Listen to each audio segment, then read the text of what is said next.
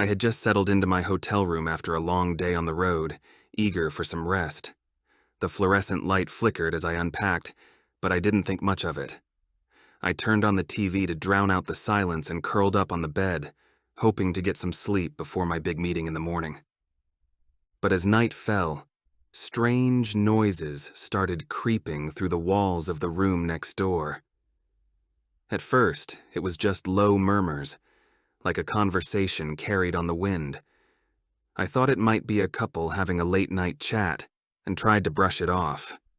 But as the hours ticked by, those whispers turned into urgent exchanges, punctuated now and then by a thud. I couldn't help but listen in, curiosity battling with a growing unease. The sounds were unsettling, a mix of raised voices and what seemed like furniture scraping against the floor. My heart started to race. Was it a heated argument? Or something worse, something criminal? I picked up the hotel phone, thinking about calling the front desk, but hesitated. What if it was nothing? I didn't want to be that guest. Then, a loud crash snapped me upright. It echoed down the quiet hallway. Adrenaline shot through me as I swung my legs over the side of the bed. I felt this inexplicable urge to check it out, to make sure everything was okay and maybe see if I could help. I crept to the door and pressed my ear against it. The voices were frantic now, clearly distressed, and it felt wrong to ignore it. Gripping the handle, I opened the door just a crack and peered into the dimly lit corridor. The door to the neighboring room stood slightly ajar. Gathering what little courage I had, I stepped into the hallway, my heart pounding. I was met with a scene that froze me in place. A woman was backed against the wall, her face pale and eyes wide, while a man loomed over her, shouting.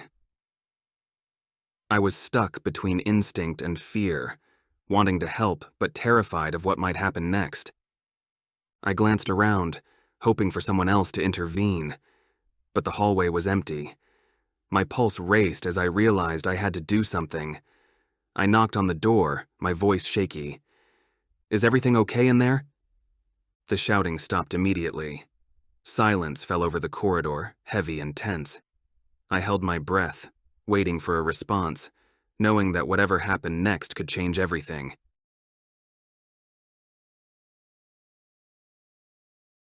The room was small but cozy enough for a night. I dropped my bags on the bed, taking a moment to appreciate the warm decor. After a long drive, all I craved was a bit of relaxation before my early meeting the next morning. I set my things down, glanced around, and pulled open the curtains to catch the fading light. That's when I noticed a small framed photo on the bedside table. A cheerful family, grinning at the camera. They seemed oddly familiar, yet I brushed it off as just one of those generic photos hotels use for decoration.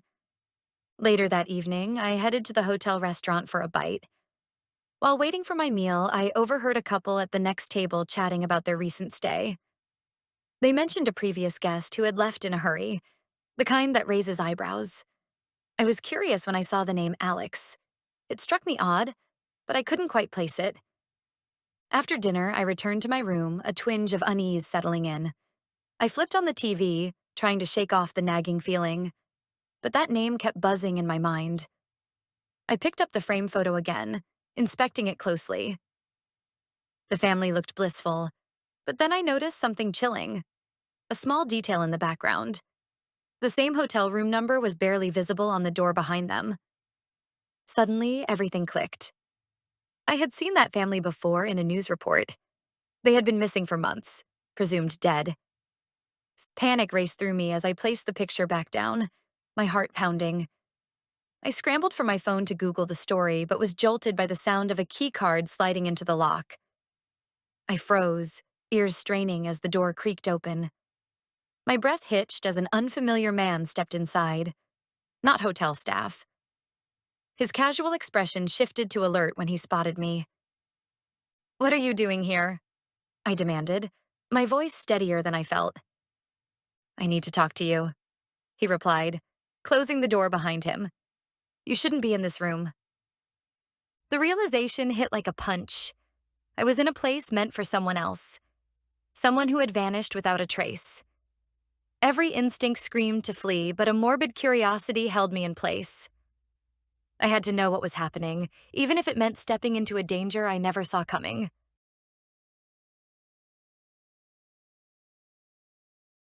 You know that feeling when you just need a break after a long drive? That's exactly how I felt as I pulled into this rundown motel, the kind that probably hasn't seen new paint in decades. My tires crunched over the gravel, and I parked under a flickering neon sign that gave off an uneasy welcome. Checking in was quick. Too quick.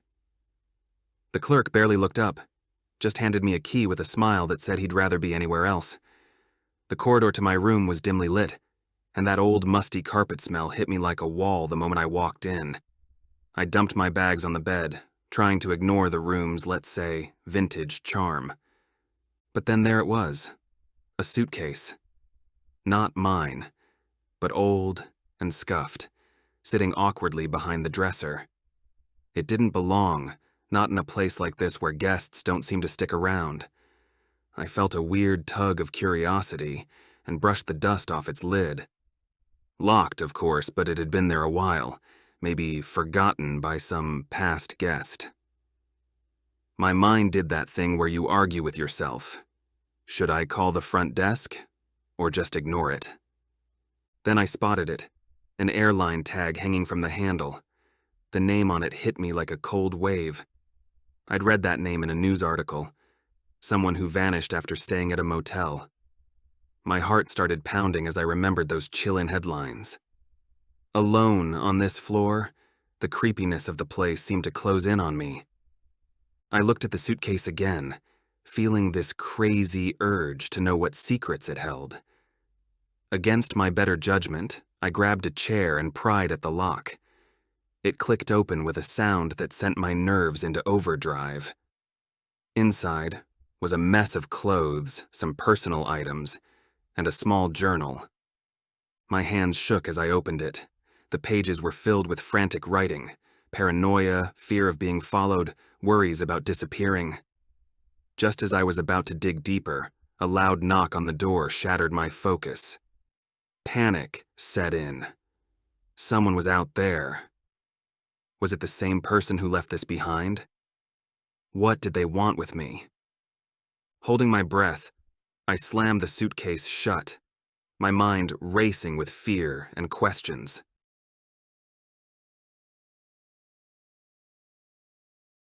I stepped into the hotel lobby, greeted by the unpleasant mix of stale coffee and industrial cleaner. After such a long day of meetings, all I wanted was to reach my room on the top floor and crash into bed. The elevator doors slid shut, sealing me in the cramped space. I hit the button for the 12th floor and leaned against the cool metal wall, ready for the short ride up. But then, as the elevator jerked to life, something went wrong. There was a sudden lurch, an unsettling pause, and the lights flickered overhead.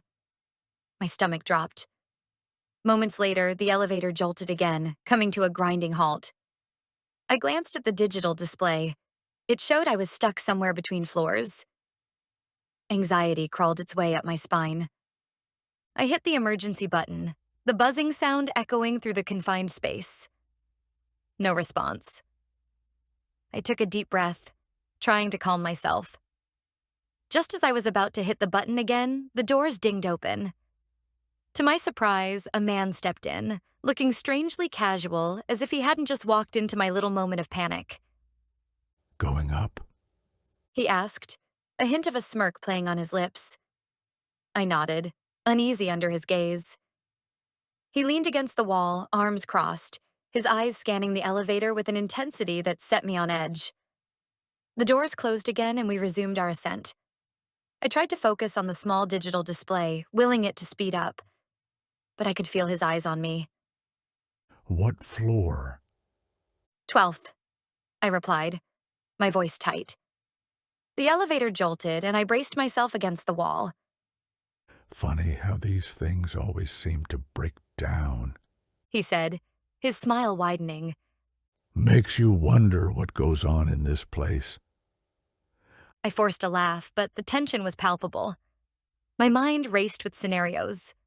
Was he harmless, or was there something more sinister at play? Just then, the lights flickered, plunging us into semi-darkness. I glanced at him, his expression unreadable. Do you mind if I ask what you're doing here? He asked, tilting his head slightly. Just a business trip, I replied, trying to sound casual. Ah, business. He mused, leaning closer. Interesting choice of hotel. Not many come here for leisure. The elevator jerked to a halt again, and panic surged through me. Can you help me? I said, my voice rising. He chuckled softly, but there was no warmth in it. Let's just see how this plays out.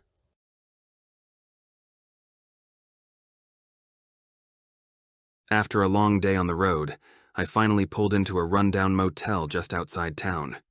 The neon sign flickered above, buzzing like a defective light bulb, but oddly comforting in its own way. I trudged into the lobby, where the clerk handed me the key to room 204. His tired smile didn't fill me with confidence, but frankly, I was too exhausted to care. Once inside my temporary sanctuary, I tossed my bags onto the bed and sighed in relief. The room was small and a bit outdated, but it was clean enough for a night's rest. I locked the door and decided a quick shower might wash away the fatigue clinging to me like a second skin. But as the hot water cascaded over me, I thought I heard something. A soft tapping. I brushed it off as just the old plumbing acting up. After a few minutes, I stepped out of the shower, wrapped a towel around myself, and started unpacking. That's when it happened again. A distinct knock, louder this time. My heart stammered in my chest. Was someone at my door? I moved cautiously to the peephole but saw nothing. With bated breath, I cracked the door open. The hallway stretched out empty before me, illuminated by softly buzzing fluorescent lights. I shut the door, locked it again, and shook off the unease creeping up my spine. Moments later, footsteps echoed in the corridor, followed by another soft knock. My instinct screamed at me as I hesitated before peering through the peephole again. This time I glimpsed a shadow, a figure standing outside my door. "Hello?" I called out, trying to sound more composed than I felt. Silence answered me. I backed away, my mind racing with questions. Should I call the front desk? Before I could reach for my phone, another knock came, accompanied by "It's Happerbraid. Sie lo vorin." Erase. Please, let me in. I need help. The desperation in the voice sent chills down my spine. My hand hovered over the door handle. "What kind of help?" I asked, trying to gauge the situation. I swear I'm not dangerous. Just please open the door. They're coming for me. Who were they? My thoughts raced in a whirlpool of possibilities. Taking a deep breath, I decided to crack the door open, just enough to see who was there. A young woman stood before me, her eyes wild with fear and constantly darting over her shoulder. Please. She pleaded. I don't have much time. I need to hide. At that moment, I made a choice. I opened the door wider, silently praying I wouldn't regret it. She slipped past me into the room, and that's when it hit me. I was now part of something far more complex and terrifying than I had ever anticipated.